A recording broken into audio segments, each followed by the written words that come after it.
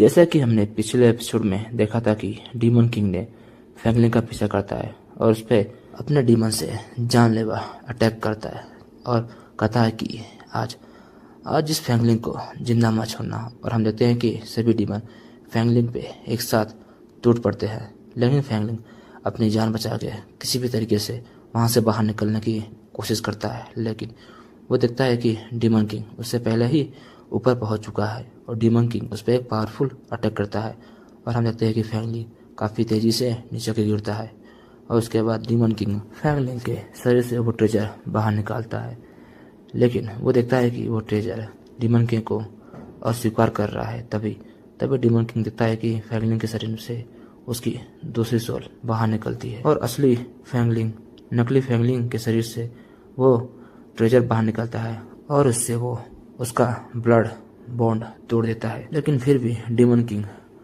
उस ट्रेजर को पाने के बाद भी उससे बॉन्ड नहीं बना पाता, क्योंकि वो ट्रेजर ही काफ़ी अजीब था। और हम देखते हैं कि फैंगलिन वो अभी भी किंग फैन और बाकी लोगों को जान से मारने के धमकी दे रहा होता है और हम देखते हैं कि असली फैंगलिन अपने शरीर को काबू करते ही अपने आप को जान से मार देता है। अब दोस्तों उसके बाद और हम देखते हैं कि न्यूज़ में किसी बारे में अनाउंस होता है और बताया जाता है कि डीमन हंटर गिल्ड के द्वारा भेजे गए टीम ने पहला ट्रेजर प्राप्त कर लिया है। अब हम डीमन टावर और डीमन किंग को सील करने के मिशन पे एक कदम और आगे बढ़ गए हैं और इस मिशन को पूरा करने के लिए जिस टीम को भेजा गया था उस टीम का कैप्टन था यह हंटर, जिसका नाम किंग फैन है। और इसके टीम ने हमारे लिए उस ट्रेजर को प्राप्त किया है। ये अब इंसानियत की एक नई उम्मीद है। और उसके बाद हम डीमन हंटर गिल्ड का हेडक्वार्टर देखते हैं और हम देखते हैं कि डीमन किंग के सभी साथी वहाँ आए हुए होते हैं और लियान कहता है कि सचमुच किंग फैंग भाई काफ़ी अच्छे, उन्होंने मेरे लिए एक पॉइजन रिफाइनिंग मेडिसिन बनाया जिसकी मदद से मैं अपने शरीर के अंदर कई सालों से दबे हुए पॉइजन को खत्म कर पाया। और उसके बाद हम गाँव को देखते हैं और वो कहता है कि किंग फैंग भाई वो काफ़ी अच्छा इंसान है, उसने तो वहाँ तक कि उन लोगों को भी माफ़ कर दिया जिन लोगों ने उसकी जान लेने की कोशिश की, यहाँ तक कि किंग फैन ने उनकी मदद भी की। और उसके बाद हम याले को देखते हैं, वो भी किंग फैन के बारे में तारीफ करते हुए कहती है कि किंग फैन भाई सचमुच काफ़ी हैंडसम है और मुझे यहाँ तक कि लगता है कि उन पे काफ़ी लड़कियाँ भी मरती होंगी। और ऐसे ही सभी लोग किंग फैन के बारे में बात करते हुए कहते हैं कि सचमुच वो काफ़ी बहादुर और काफ़ी अच्छा इंसान है। उसकी बातें तो इंटरनेट पे भी काफ़ी तेज़ी से फैल रही है और वो छुपा हुआ एक ऐसा वीर है जो हमारे लिए एक उम्मीद की किरण लाया है।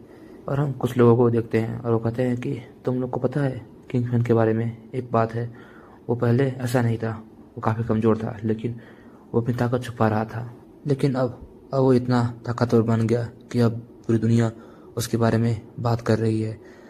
और हम देखते हैं कि ऐसे ही सभी लोग किंग फैन के बारे में बात करते हैं और ये सब डीमन किंग सुन रहा होता है।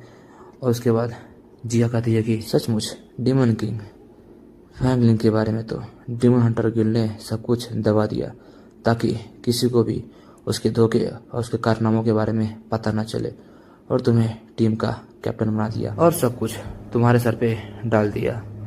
और इंसानों को लगता है कि तुम ही हो उनकी आखिरी उम्मीद जो डीमन किंग और डीमन टावर को सील करेगा।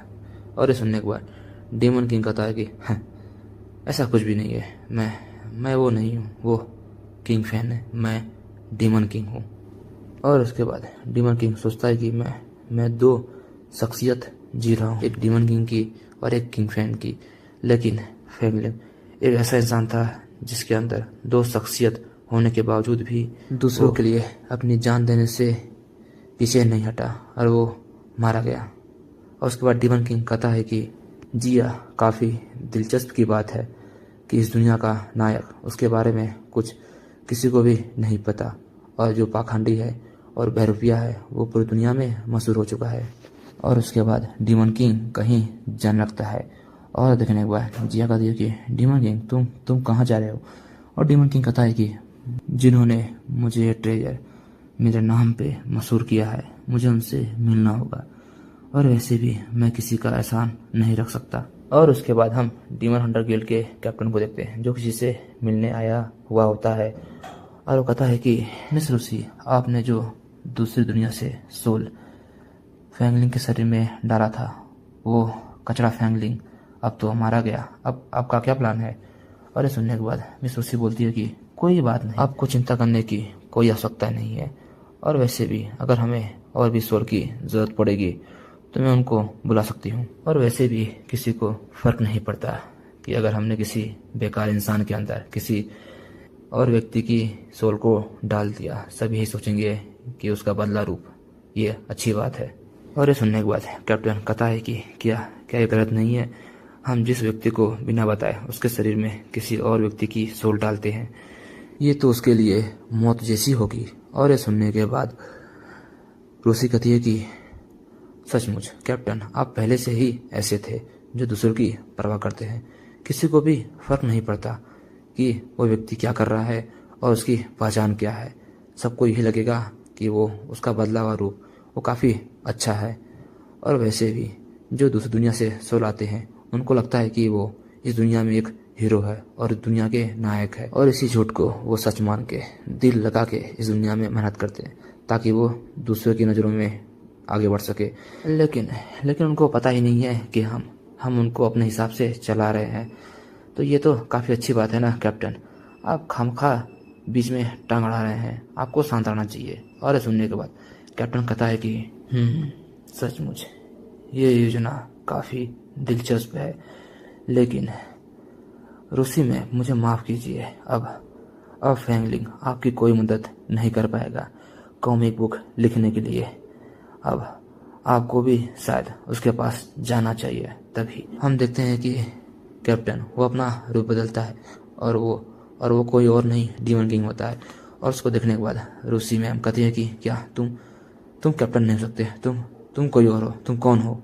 लेकिन हम देखते हैं कि रूसी मैम की बात पूरी होती है उससे पहले ही डीमन किंग अपना हाथ उसके छाती के आर पार कर देता है और कहता है कि मैं तो एक साधारण डीमन हूँ जिसको कॉमिक बुक बिल्कुल पसंद नहीं है। और हम देखते हैं कि मिस रूसी मरते हुए कहती है कि नहीं, मैं ऐसे नहीं मर सकती।